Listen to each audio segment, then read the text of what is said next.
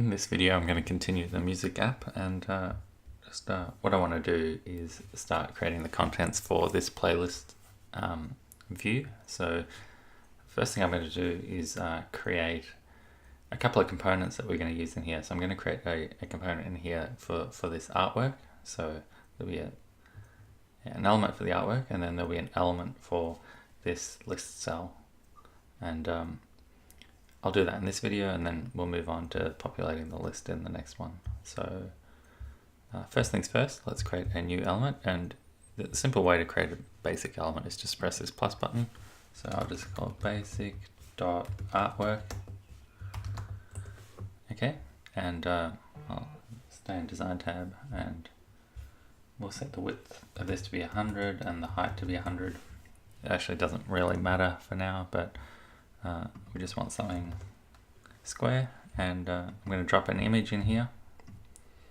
Okay, so there we go. The image is bound to the sides, and when we look at the code, we can see here that we have a rectangle, and its image is bound to the size of the parent. What I might do is just set a different color to it. So let's go with something like a light gray. Something like that. It doesn't exactly matter for now, but just so that we can see it when we drop it on another canvas. I'm going to create another element, and this one I'm going to call ListCell.playlist. Okay, let me delete this. So we want to just start out with a blank canvas, and I'm going to search for Apple.ListCell, and this is going to be the basis of our not for our app, for our playlist cell. So it has a default size of 44, which is one of the standard sizes for iOS, but let's make this a lot bigger, like 120 or something. I'm going to just remove the title. We don't need that. We're going to do it in a different way. The other thing we want is the accessory, the disclosure accessory, and I think that's probably adequate for now. Let's drag in one of the artworks, basic.artwork. Okay, so I've dragged it in, and you can see there that it's anchored 8 points from the top, 8 points from the left, and I'll just make it 8 points from the bottom as well. So now this artwork is actually bound so that it always has a fixed border around the left and the top and the bottom. We don't want it to distort in that way. Like we want it to stay square. So if we head over to the code, we can do that quite easily by just saying that the width of this artwork is always going to be the same as the height. Okay, so if I now look over here, when I resize this, that is always remaining square.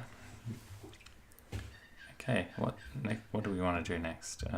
Let's add some text. Oops, didn't mean to drop it there. I'll drag another one in. These are actually a bit small. Let's bump that up to 18. I could probably leave that one small, but I'll make it 18 as well. But I'll change it to gray. And just as a default text, I'm going to call this, maybe I'll call it creator. And this other one I'll call title. Okay, now that looks kind of fine, but they're just sitting there, they're floating there, and they're actually not bound to anything. So if I change this, oh, actually that top one is bound.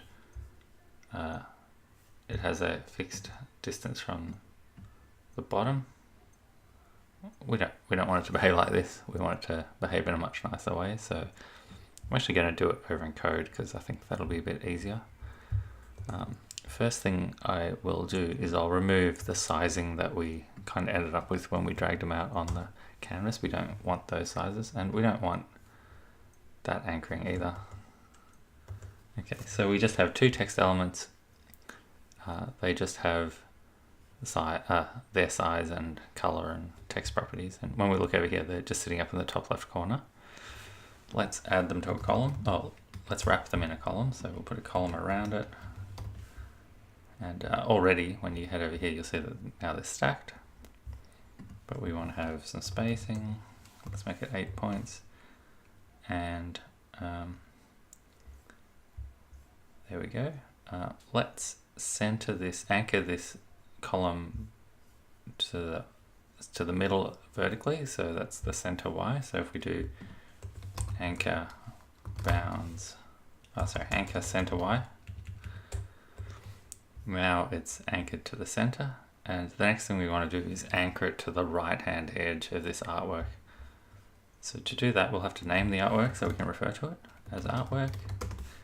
And over here, we'll say anchor left equals artwork dot right plus 8. If I head over here, now you can see that it's now anchored to that, and as we change the height of this, it's behaving correctly. Okay, I'll just set this back to 120, although it doesn't actually need to be that size. One of the other things I want to quickly do is that artwork. If you look at the artwork on the example app, we've got rounded corners. So let's add a radius to this. So radius, I'll just make it 4.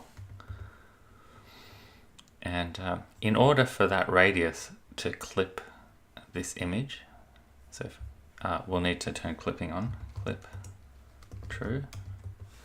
So when we head over here, you can see that it's rounding that rectangle. If we didn't have clip true, whenever we put an image in there, it wouldn't get clipped by the radius of the thing, so it would sort of end up looking square anyway. So we want to make sure that we have that clipping turned on. I think I might leave this video here for now, and I'll continue on the next one.